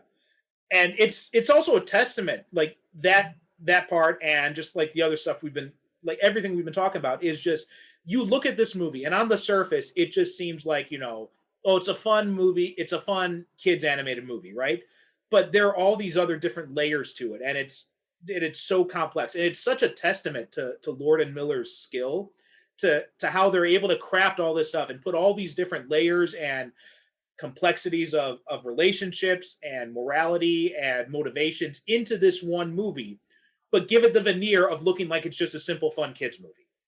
Yeah, yeah, and I mean that is the brilliance of this movie, which Mhm. we have been saying all along in this exploration we've been taking through superhero movies. 90% of the time, superhero movies aren't about what you're seeing on the screen. It's not about a guy in a costume beating up another guy in a costume. Mhm. There's something up under there. Yeah, yeah, And there's a lot going on up under this movie if you're paying attention to it. yeah. You And know, this is a movie that rewards those repeat viewings because, like I said, I watched this several times. And it wasn't until this last time that I picked up on the "I love you" thing. oh, definitely. Yeah. I mean, I've seen this movie, what now? This makes 3 times that I see it. Yeah, and every time I watch it, I see something new in it. Mhm. Whether because generally I'm focused on different things, like I'm focused on the animation style, which again is breathtaking in that I can Mhm. truly say this is an animation style I haven't seen before. Yes, yeah. It You reminds know, me in some ways of the it's not exactly the same because that was 2D, this is 3D animation. But in some ways it's a little bit, which I think may have been intentional. It's there are parts of it that is reminiscent of the Spectacular Spider-Man TV show from a few years ago, which oh, which if you haven't seen it, it is the best Spider-Man animated TV show that's ever been out, or best Spider-Man TV show, basically. really? Yeah, yeah, it's really good.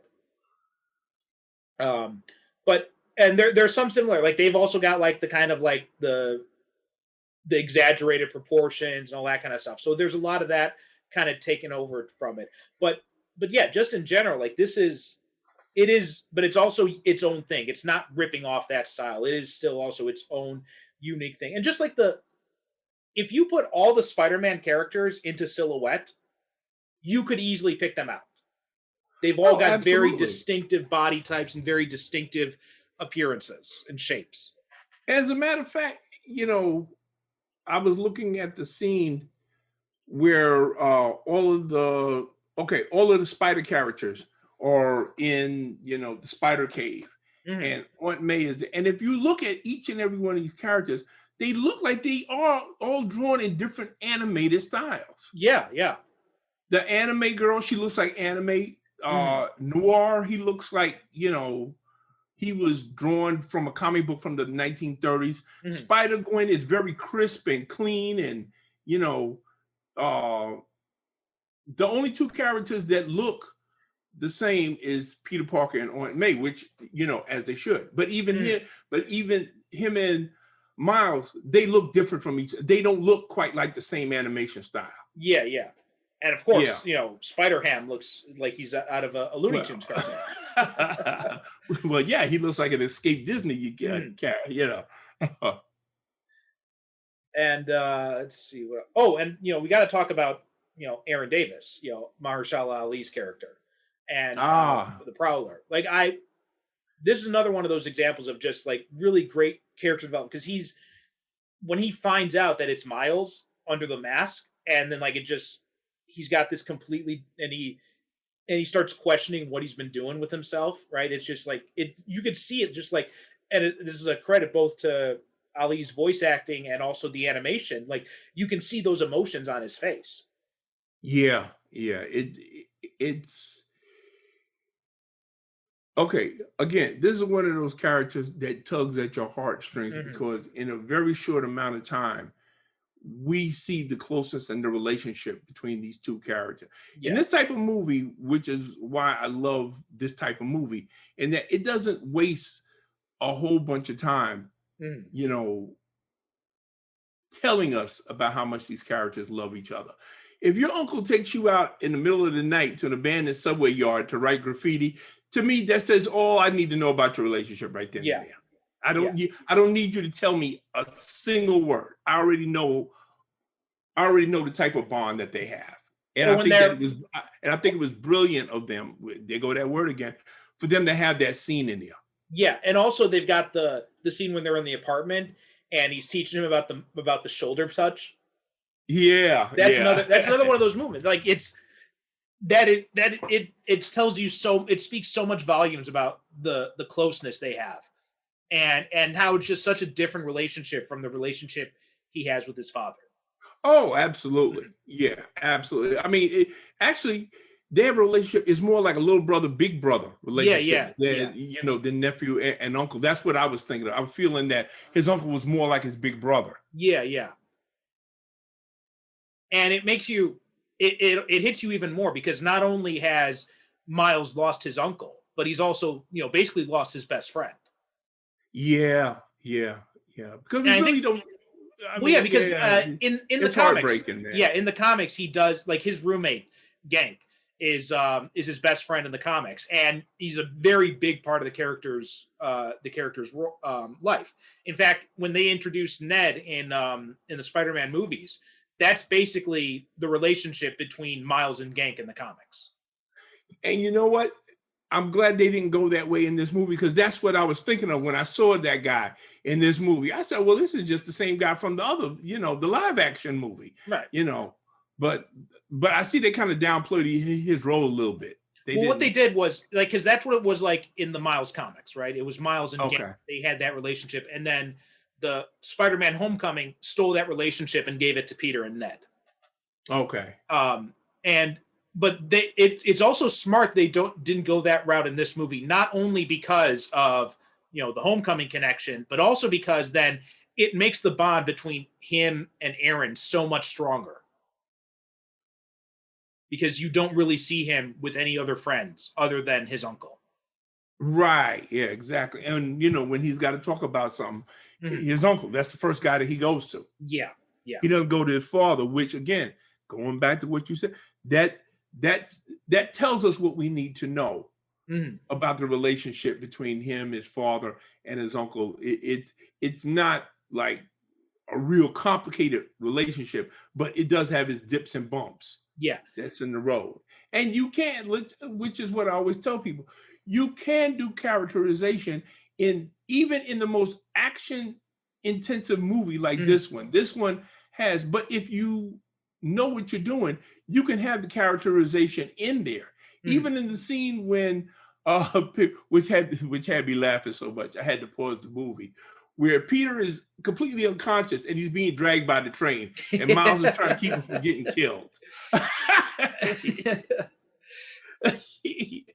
Well, I something mean, else I was thinking about, and this is also another example of that characterization, was because the whole Peter Parker Spider-Man story is all about, right? Tragedy comes to him because he's been running from his responsibility, right? He lets the crook run away, and he's been using his powers selfishly. The movie does the same thing with Miles, but in a very different way, right? Because I'm thinking back to when you were talking about the subway scene when he's there with Aaron and they're spray painting, how he spray paints no expectations on the wall, and oh, like his dad, his mom, his teachers, they expect him to succeed at this school, and he's trying to run away from that responsibility. And you know what? I never noticed that until, yeah, that is right. That is what he's saying, no expectations. yeah, and then it comes back to bite him in the ass, right? Because then his uncle ends up dying, not because his uncle's doing the same thing, right? He's running from responsibility, running around, being a criminal, and Yeah. that comes back and it hits them. So they pay the price for that lack of responsibility, but it's a very different way than Peter and his uncle Ben.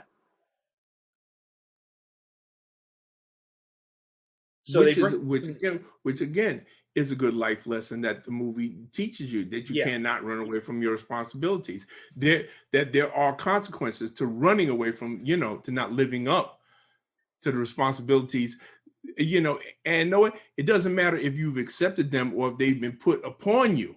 mhm. You can't run away from them. Which is one of the reasons why Miles's powers keep giving out, right? Yeah, yeah. And I love that scene when Peter's telling all the other Spider-Men what Miles can do. He's like, he can turn invisible.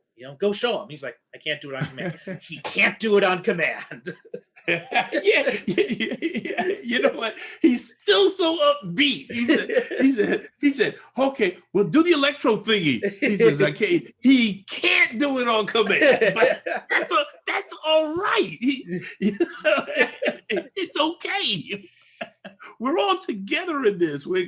I say, you know what? But that is so freaking cool. But it all goes back to that whole thing about, and the running from responsibility, right? That's what's affected Peter too, right? Because that's why it's all gone to shit, because he couldn't accept the responsibility of being a husband and, having those discussions about, should we have kids? Should we not have kids? Right.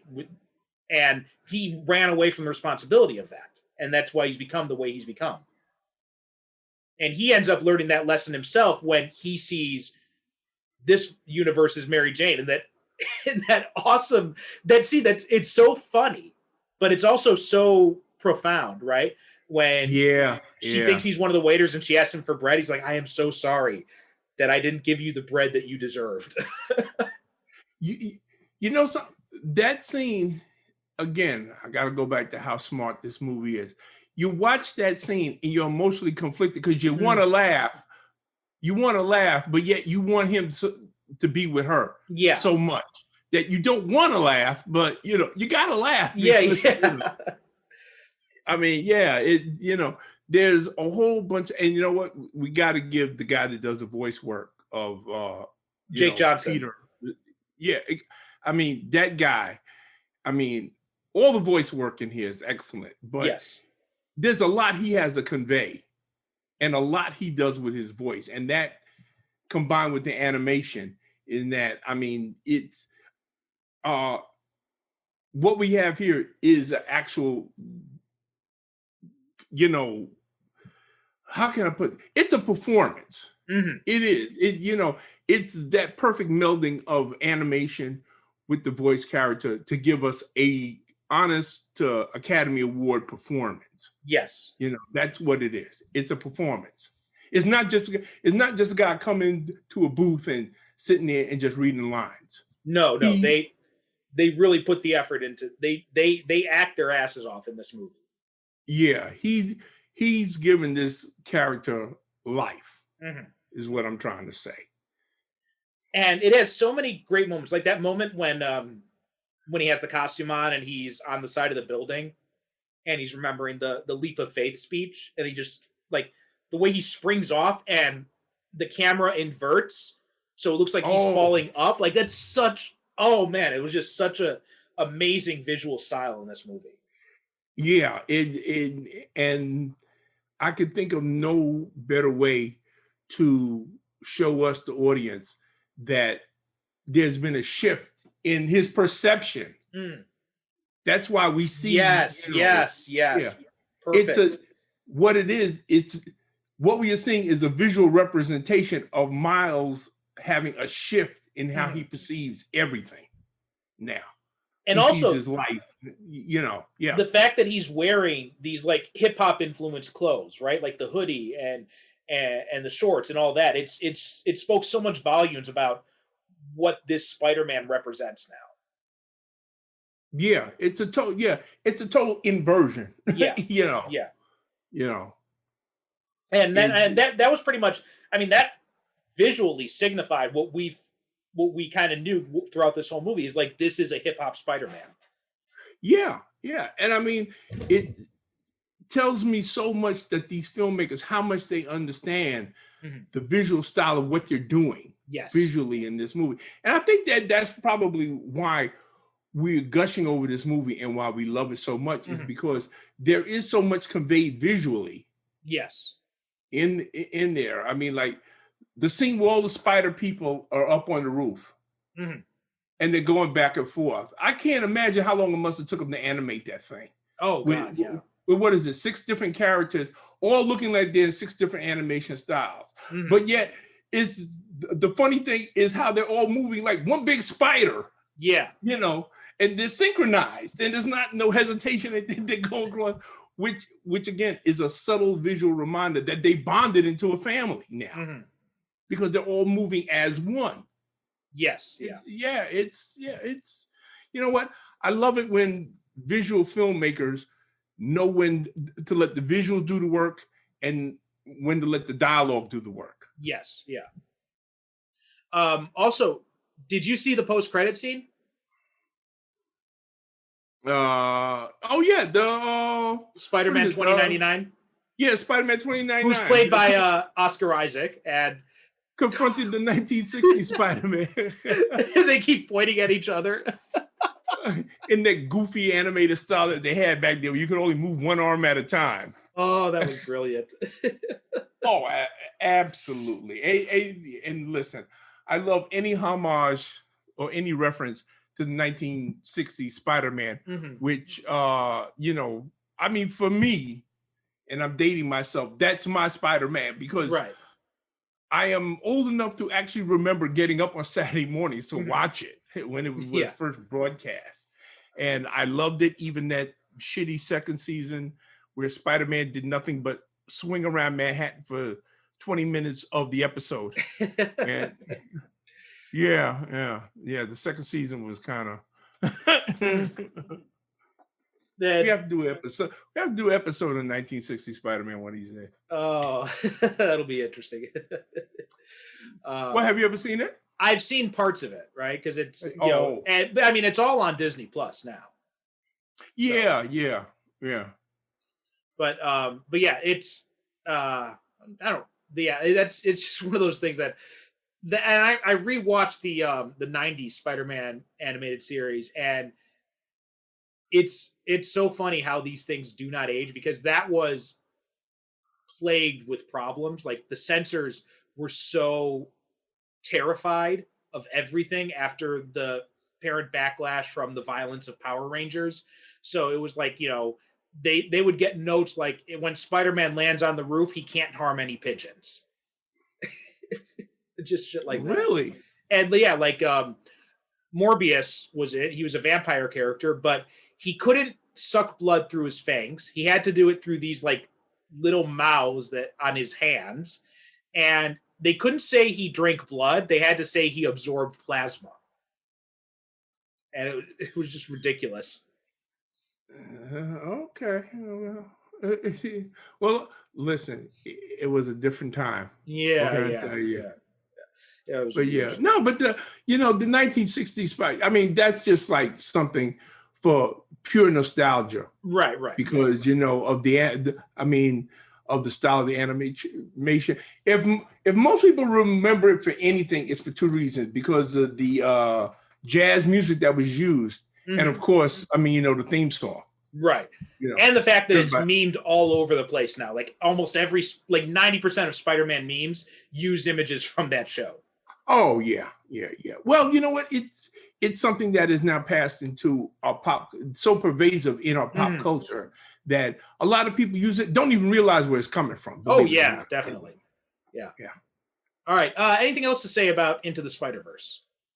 Only that, and I guess I should explain here now why, because I know I keep saying this, and people probably say, "Why do you keep saying that?" That I'm not really a Spider-Man fan. I really wasn't. Growing up as a kid, reading comic books, my thing was, me by now, folks. My thing was Thor, Iron Man, and the Hulk. If I walked into the corner store and there were two comic books up there, if one was The Flash and Spider-Man, I would take Spider-Man.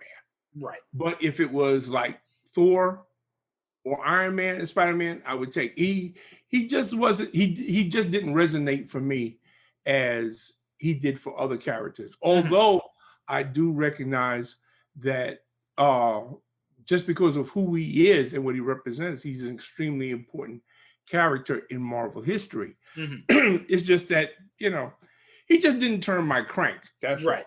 So I never got into the whole Spider-Man thing, even though most of my friends were. And, most people, matter of fact, most people I know, if they know anything about comic books or superheroes, it comes from three characters: Batman, Superman, and Spider-Man. Yeah, definitely. That's it. He is just as popular as those characters. Yeah. And I've seen the live action movies, and some of them I liked, some of them I didn't for various reasons. I won't go into them now, which I will when we eventually get into those movies. So when you said, let's watch this movie, however, this one, since I had seen it already, because like I said, everybody had told me about it. And as I said earlier on, if I had seen this movie at the right age, I think that I would be a Spider-Man fan instead of a Thor or a Hulk or Iron or whatever. Simply because this movie does such an outstanding way of presenting Spider-Man, just not only as these characters, but as a concept. Yeah. Because Spider-Man is also a concept. He's an idea. Again, that with great power comes great responsibility. This movie does an excellent job of presenting not only the original Spider-Man, but a new Spider-Man and other Spider people who embody that concept and tells us why Spider-Man is so important. Absolutely. And I'm going to shut up now. No, I think you said it perfect. You said it perfectly. I mean, it does such a good job of showing what Spider-Man is at his core, whether, no matter which Spider-Man it is. And it shows how each of these characters embody those qualities in different ways. And it's just, I mean, there's so much there's so much in this movie, right? It's such a well-made movie, and it's just so much fun, right? It's got these really profound moments, but it never stops being fun. And I think that's exactly. I mean, you know what? This never forgets it's a superhero movie. Right. So it's supposed to be fun. It's supposed to be entertaining on some level. Yes, we can deal with all of this deep, heavy, issues and stuff like that. But we can also have fun. I mean, if I was going to give somebody, if somebody asked me, okay, well, my kid has never seen superhero movies, pick out 5, that I should give him to watch. This would be in that 5. Oh, absolutely. Yeah. It definitely would. In fact, I mean, the kids who are people who are kids now, and they're watching this movie. And I know some people and some friends of mine, they said like, my kid watches this movie like every day, right? Because this is a movie that they are never going to outgrow. No, absolutely not. Yeah, because it works on so many different levels that this is going to be a movie that they keep watching throughout their entire lives, and then they introduce to their kids and their grandkids. Because you know what? This is the type of movie that at different times in your life, like for instance, Superman the movie. Yeah. Superman the movie speaks to you in different ways at different times of your life. Yes. This movie does the same thing. Yes. At different times of your life, this movie is going to speak to you in different ways. Matter of fact, this is the movie that you will remember watching when you're a kid, when you're 6 or 7 years old, and then you're 20 years old or 25, and you come home from work and you're pissed off, and your boss is on your back, and all of this other shit is happening. This is the movie that you put on. Yeah. To remind yourself of how you felt, and put yourself back in that mood that, okay, I enjoy life again. Mm-hmm. Yeah, absolutely. Okay, so I think that's a perfect note to end about Spider-Verse. So that means it's your pick for next week. So what's next? Well, since we talked about it so much the last time, I thought that we go ahead and jump right into the next one. We did the Ang Lee Hulk. Mm-hmm. So I don't think we talked enough about it. The Incredible Hulk, starring Ed Norton. Okay, cool. Starring Ed Norton. I figured that, and also I did get a couple of people, they asked me, they said, oh, well, are you going to do the other movie too? And I said, well, I hadn't really thought about it. I said, but, that would seem to be a logical, follow-up. Okay, cool. So make sure to join us next time when we'll be talking about The Incredible Hulk with Ed Norton. And yeah, you're right. It is a perfect time to talk about it because after Ang Lee's Hulk is so fresh in our memories, it is a good time to also go back and look at the Ed Norton Hulk. Yeah, because I don't want to get too far away, I don't want to get too far away before we jump back to that and we, tie the two together. Because we did some of that in the Ang Lee episode, but the Incredible Hulk, Ed Norton's performance is worthy of, its own hour where we talk about it. Absolutely. And his version of Bruce Banner. Yeah. And judging, and it's also good because, we're in, that's going to be what, episode 43 is going to be the next one. And then looking at the polls so far, it's looking like Avengers will be our number 50 episode. So then we can jump straight into Mark Ruffalo and we'll still have these other two fresh in our minds. Yeah, absolutely. Okay. So Avengers is still leading, huh? Yeah, that's what the people are saying so far. So if you don't want Avengers to be in the lead, then head on over to the Superhero Cinephiles group and make sure you vote in that poll and pick a movie you want better. I could talk about Avengers for 3 hours. Oh yeah, definitely. Easily. I could talk about it. I love that movie. Hell yeah. Okay, so that's it for this episode of Superhero Cinephiles. Remember to follow us on Twitter, Super Cinema Pod, patreon.com, or you could just toss us a donation through PayPal if you go through the website, superherocinephiles.com. Please make sure, leave us a review on iTunes or Apple Podcasts or wherever you listen to this show, because every single review you gives us, it helps boost us up in the rankings, and then that they show us to more people. So help us grow the show by, leaving us a review, telling other people about it, sharing links. And we will see you next time when we're talking about The Incredible Hulk. Talk to you later. Thank you very much for once again listening and to our rantings and ravings, mine especially. Good night and God bless.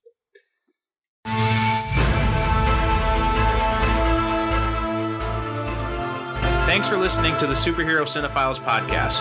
If you have any questions or comments about this or any other episode, or if you have a superhero movie or TV show you'd like us to cover in a future episode, you can email us at superherocinephiles@gmail.com, or you can also visit us on the web at superherocinephiles.com. If you like what you hear, leave us a review wherever you get your podcasts. Each review helps us reach more potential listeners. You can also support the show by renting or purchasing the movies discussed, or by picking up our books, all of which can be accessed through the website, as well as find links to our social media presences. The theme music for this show is a shortened version of Superhero Showdown, a royalty-free piece of music courtesy of FezleonStudios.com.